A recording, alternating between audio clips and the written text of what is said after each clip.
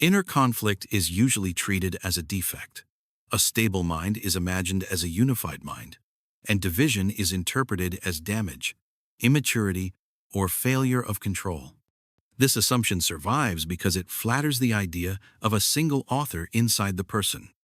It suggests that there exists a central will that could, in principle, decide cleanly, act cleanly, and remain consistent across time. The lived reality contradicts this. The more reflective the person becomes, the more visible the division becomes. Contradiction does not shrink under attention. It acquires structure. It gains persistence. It begins to behave less like a momentary confusion and more like an enduring condition. Unity, in practice, often functions as a myth used to simplify the experience of governance. The self does not operate as one voice. It operates as a contested territory. Different internal blocks claim the right to speak for the whole. Each block advances a different definition of what matters. Each block treats its priorities as non-negotiable. The conflict is not incidental. The conflict is the mechanism by which priority is negotiated, enforced, revised, and sometimes overthrown. A person feels inner conflict when no single block holds stable authority long enough to render the rest irrelevant. The sensation of division is not merely tension between options. It is a crisis of legitimacy. It is the experience of being governed by competing mandates that cannot fully disband one another. This repositions the problem. The point of inner conflict is not to be eliminated. The point is to determine which mandate becomes operational under pressure and what must be sacrificed for that mandate to function. The conflict persists because the self contains multiple authorities whose survival depends on remaining capable of veto. A unified self would require a final consolidation of power. Such consolidation is rare, and when it occurs, it is not always a sign of health. It can be the sign of capture. It can be the sign of a single block monopolizing interpretation, rewriting history, and suppressing dissent until the person becomes internally authoritarian. In that state, the person appears consistent, but consistency is purchased through censorship. Most inner lives avoid that outcome by remaining plural. The plural condition is not peaceful. It is managed. It is held together by fragile treaties, unstable coalitions, and continuous political labor that rarely becomes conscious. Conflict begins when priorities collide. Priorities collide because they are rooted in different internal constituencies. One constituency treats safety as the primary good. Another treats expansion as the primary good. Another treats dignity as the primary good. Another treats belonging as non-negotiable. Another treats truth as a sacred demand even when it destabilizes. These constituencies do not merely hold different preferences. They hold different models of consequence. They disagree about what counts as risk, what counts as loss, and what counts as survival. A single decision activates multiple constituencies at once. A single action creates winners and losers. The internal order, therefore, produces opposition as a structural necessity. Opposition is not an emotional accident. Opposition is the price of having a complex system of interest. The person who believes that conflict is a mistake attempts to solve it by force. Force can produce temporary compliance, but compliance is not legitimacy. The suppressed block does not vanish. It reorganizes. It retreats from the visible chamber of decision-making and becomes an underground government. It learns to sabotage from within. It learns to wait. It learns to destabilize at critical moments. The person then experiences relapse, contradiction, self-sabotage, and the uncanny feeling of being overturned by an impulse that arrives with the certainty of law. This is not mystery. This is the predictable behavior of a polity that has mistaken suppression for resolution. For any internal block to govern, it requires resources. The primary resource is attention. Secondary resources include memory access, narrative control, bodily energy, and the ability to define urgency. A block that controls urgency gains immediate leverage. It can force emergency measures. It can shorten deliberation. It can claim that normal process is too slow for present conditions. In this way, fear becomes not merely an emotion but an executive power. Another block gains power through meaning. Meaning authorizes sacrifice. It convinces the system to endure pain now in exchange for a future that may not arrive. Meaning creates long-range policy. It claims mandate through destiny, purpose, calling, or obligation. Even when those words are not used, the structure remains. A block that controls meaning can demand endurance and override dissent by framing dissent as betrayal. Another block gains power through pleasure. Pleasure offers immediate reward, reduces internal friction, and produces compliance through gratification. It functions as a funding mechanism. It keeps parts of the system willing to cooperate. Under stress, the pleasure block can become a populist movement, promising relief from austerity and punishing any faction that tries to enforce restraint. Another block gains power through self-image. Self-image controls legitimacy. It determines which actions are permitted because they preserve the person's internal status, and which actions are forbidden because they threaten identity. This block often behaves like a tribunal. It prosecutes thoughts. It assigns guilt. It hands down sentences. It does not merely judge the person. It governs the person by deciding what the person is allowed to be. These blocks do not exist as distinct personalities. They exist as organized tendencies that recruit thoughts, feelings, interpretations, and bodily states into their coalition. A coalition forms when multiple tendencies align under one banner. A banner is not a slogan. A banner is a shared claim about what counts as priority and what counts as threat. When inner conflict intensifies, it means coalitions are forming and hardening. The system moves from fluid disagreement into factionalism. Factionalism emerges when blocs stop negotiating and start contesting sovereignty. Sovereignty is the right to define the whole. A bloc becomes sovereign when it can treat its priorities as the priorities of the entire self, and when it can enforce that claim across time. Most blocs cannot hold sovereignty. They govern briefly, then lose power, then return later. The person experiences this as inconsistency, but the underlying structure is alternation of regimes. Alternation itself is not necessarily pathological. It can be the system's way of preventing tyranny. Different regimes handle different conditions. Under threat, the security bloc governs. Under opportunity, the expansion bloc governs. Under exhaustion, the relief bloc governs. Under scrutiny, the tribunal governs. Under intimacy, the belonging bloc governs. Each regime is adaptive in its own domain. The conflict arises because regimes do not surrender power gracefully. Each regime treats its domain as permanent. Each regime interprets every situation as belonging to its jurisdiction. This is where the feeling of inner division becomes sharp. The person becomes the contested territory, where jurisdictions overlap. The system produces contradictory orders because multiple authorities claim the same event. A single conversation can be interpreted as threat, opportunity, test of worth, invitation to closeness, or trap. Each interpretation activates a different apparatus of response. The apparatus is not neutral. It is designed to serve the coalition that activated it. The self, therefore, does not merely have impulses. The self has agencies. Each agency maintains its own intelligence network.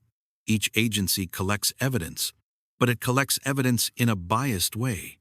It seeks confirmation for its mandate. It filters perception accordingly. A security agency searches for danger and finds it. A tribunal searches for wrongdoing and finds it. An expansion agency searches for possibility and finds it. These agencies are not lying. They are selective. They are incentivized. This makes the internal situation more severe than simple indecision. Indecision implies uncertainty about facts. Inner conflict often persists even when facts are clear. The conflict persists because facts do not decide legitimacy. Facts rarely dissolve mandate. A coalition can accept facts and still refuse compliance because the coalition's survival depends on maintaining its claim to authority. At this point, the conflict begins to show its purpose. Inner conflict forces the system to negotiate legitimacy. It tests which coalition can assemble enough support to govern. It compels the self to form temporary governments. A temporary government is a compromise regime. It borrows elements from several coalitions to achieve minimal stability. It satisfies one bloc partially, appeases another, and suppresses a third. It is not elegant. It is functional. The person experiences it as a choice made with residue, because any compromise leaves unpaid debts. Those debts accumulate as future instability. Compromise becomes fragile when coalitions become moralized. Moralization is a method of delegitimization. A coalition does not merely argue that its policy is better. It argues that opposing policy is corrupt, shameful, or dangerous. The moment moralization dominates, negotiation collapses. The system moves toward internal civil war. Internal civil war does not require constant conscious fighting. It can operate as low-level insurgency. One bloc governs overtly, while another conducts sabotage covertly. Sabotage can take the form of distraction, fatigue, self-disgust, impulsive consumption, or sudden avoidance. Sabotage is any action that disrupts the governing coalition's capacity to execute policy. When sabotage becomes common, the person becomes unreliable to themselves. Plans become theater. Intentions become propaganda. The system learns not to trust official statements because official statements do not predict behavior. This is a collapse of credibility. Credibility is internal currency. A coalition that cannot deliver results loses credibility. When credibility collapses, governance becomes increasingly dependent on coercion. Coercion increases resentment. Resentment increases insurgency. The system then enters a feedback loop in which enforcement produces instability, and instability demands more enforcement. This is one of the orientation points that alters how conflict appears. Inner conflict is not always a struggle to choose. It is often a struggle to maintain credible governance in a system that no longer believes its own declarations. In a credible system, a decision translates into action with minimal resistance. In an unstable system, a decision triggers immediate counter-mobilization. The system treats decisions as threats because each decision reallocates power. Even small commitments become symbolic. A minor routine can be interpreted as a regime change. A single email can be interpreted as submission. A single refusal can be interpreted as rebellion. The stakes inflate because the coalitions are no longer merely negotiating outcomes. They are negotiating identity and control. The conflict then expands from discrete decisions into chronic posture. Coalitions begin to maintain readiness. They keep weapons loaded. They keep narratives prepared. They train the system to anticipate betrayal. This produces an internal surveillance state. Attention becomes watchfulness. Thoughts are monitored. Emotional shifts are interrogated. The tribunal intensifies. The security bloc demands constant updates. The expansion bloc attempts propaganda campaigns to recruit enthusiasm. The relief bloc offers bribes. The person becomes crowded. Not crowded with thoughts, but crowded with agencies competing for bandwidth. At this stage, the self's experience of reality shifts. The world becomes interpreted primarily through internal coalition dynamics. External events matter less than what they trigger. A harmless comment can become a scandal because it gives ammunition to the tribunal. A small risk can become intolerable because it strengthens the security coalition's argument. A minor success can become dangerous because it empowers the expansion coalition, which threatens other blocs that rely on caution to maintain influence. Inner conflict, therefore, generates secondary consequences. It distorts perception. It creates selective attention. It produces narratives that function as political documents rather than descriptions. The person believes their own narratives because each coalition generates genuine conviction when it governs. Conviction becomes a tool of rule. A coalition that cannot generate conviction cannot govern. It cannot mobilize the system. It becomes a weak party. This is why the person can feel sincere in opposing directions at different times. Sincerity follows regime. Under one regime, restraint feels like integrity. Under another regime, restraint feels like cowardice.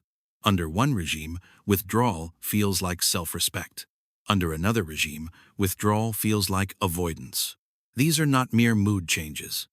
These are policy changes under different governments. A second orientation point emerges here. Inner conflict is not the coexistence of opposites. It is the alternation of authority. The self divides because it cannot finalize jurisdiction. Jurisdiction is the boundary of authority. A stable polity defines which agency handles which domain. The inner system rarely achieves this cleanly because domains overlap. Safety overlaps with dignity. Belonging overlaps with truth. Expansion overlaps with identity. Pleasure overlaps with regulation. No domain can be isolated without cost. Each boundary creates vulnerability. Each boundary produces blind spots. Each coalition, therefore, resists confinement. It claims that the boundary is artificial and that its jurisdiction extends further. This produces mission creep. The tribunal begins judging everything, not merely ethical breaches. The security bloc begins treating every uncertainty as threat. The relief bloc begins demanding relief as a right rather than a contingency. The expansion bloc begins treating rest as betrayal of potential. Mission creep turns the internal state into an empire of competing departments. Departments produce bureaucracy. Bureaucracy produces delay. Delay produces frustration. Frustration becomes fuel for insurgent coalitions that promise decisiveness. The system then oscillates between bureaucratic paralysis and authoritarian consolidation. Neither produces peace. The bureaucracy exhausts. The authoritarian regime suppresses and thereby creates underground resistance. This creates escalation. Escalation is not louder emotion. Escalation is structural. It is the increasing inability of the system to generate stable policy without internal revolt. One escalation path is polarization. Polarization occurs when coalitions refuse mixed solutions. Each coalition moves toward purity because purity strengthens internal cohesion. Mixed policy requires internal compromise, and compromise can be interpreted as weakness. A coalition that compromises risks losing its base. Its base is the set of tendencies that grant it energy, conviction, and narrative support. When polarization increases, coalition identity becomes rigid. The person begins to interpret their own complexity as hypocrisy. The tribunal gains power because it can prosecute inconsistency. The security bloc gains power because it can argue that division is dangerous. The expansion bloc gains power because it can argue that paralysis is death. Each coalition claims emergency. Emergency is the language of takeover. A second escalation path is scapegoating. When the system suffers instability, it seeks a cause that can be removed. It identifies a tendency as the traitor. It assigns blame to desire, to fear, to laziness, to pride, to sensitivity, to doubt. The chosen scapegoat is then targeted for suppression. Suppression temporarily reduces complexity and therefore reduces conflict. The person experiences temporary clarity. That clarity is intoxicating. It feels like recovery. It feels like truth. But the scapegoated tendency rarely disappears. It returns later with greater force because it has been denied formal representation. It becomes an outlaw faction. Outlaw factions do not negotiate. They raid. They take resources suddenly. They create episodes. They destabilize at strategic moments. The self then learns a pattern. Suppression produces calm. Calm produces complacency. Complacency reduces vigilance. And the outlaw faction returns and embarrasses the governing regime. The tribunal then prosecutes the failure, increasing internal shame, which strengthens emergency rhetoric, which strengthens suppression. The cycle repeats. Another escalation path is propaganda. Propaganda occurs when a coalition begins to generate stories not to describe reality, but to justify its authority. The person tells themselves reasons that sound coherent but function as political cover. The cover is required because the coalition must maintain legitimacy while executing policies that harm other internal constituencies. Propaganda can be cynical or sincere. It can be the claim that restraint is virtue when restraint is fear. It can be the claim that indulgence is freedom when indulgence is desperation. It can be the claim that harshness is discipline when harshness is punishment. The content varies. The function is constant. The function is to secure compliance. When propaganda becomes dominant, the self's relation to truth changes. Truth becomes subordinate to stability. The system prefers narratives that preserve the governing coalition. Dissenting evidence is ignored. Memory is edited. Past events are reframed to support current policy. The person becomes internally revisionist. This is not unusual. It is the expected behavior of any system attempting to hold coherence under competing mandates. Coherence requires narrative. Narrative requires selection. Selection becomes political under conditions of conflict. At a certain threshold, the conflict begins to consume resources. The energy spent on internal governance reduces energy available for external action. The person becomes tired without doing much. Exhaustion is then interpreted as failure, which feeds the tribunal, which increases internal pressure, which increases exhaustion. The system starts to collapse under administrative cost. Administrative cost is the cost of managing plural authority. Every internal debate, every self-prosecution, every renegotiation of legitimacy consumes attention. Attention is finite. When attention is consumed internally, reality begins to feel distant. The person becomes less responsive to the world and more responsive to internal disputes. The world becomes a stage for internal politics rather than a field of engagement. At this stage, inner conflict reveals its darker point. It is not merely a byproduct of complexity. It becomes a self-perpetuating structure because coalitions derive existence from opposition. A coalition that wins completely loses purpose. It loses the justification for its vigilance. It loses the narrative that sustained it. Certain internal blocs therefore require conflict to maintain identity. They cannot survive peace. The tribunal, in particular, thrives on conflict. Without transgression, it loses jurisdiction. It therefore expands the definition of transgression. It turns neutrality into guilt. It turns rest into negligence. It turns uncertainty into cowardice. The tribunal does not need to be wrong to behave this way. It is structurally incentivized. The security bloc can also become dependent on conflict, because danger authorizes its rule. Without danger, it becomes irrelevant. It therefore perceives danger everywhere. The relief bloc becomes dependent on conflict, because distress authorizes relief. Without distress, relief becomes indulgence and loses legitimacy. It therefore sustains distress by avoiding long-term stabilization. The expansion bloc becomes dependent on conflict because struggle validates its narrative of conquest. Without struggle, expansion becomes emptiness. It therefore creates new objectives when old ones are achieved. The self then becomes a machine that manufactures reasons to fight. It does not do this consciously. It does this because internal agencies maintain themselves by maintaining the conditions of their mandate. This is a third orientation point. Inner conflict persists not because the person fails to decide, but because parts of the self require division to justify their continued authority. The system is now caught in a condition where any move toward peace threatens some internal constituency. Peace threatens the tribunal's relevance.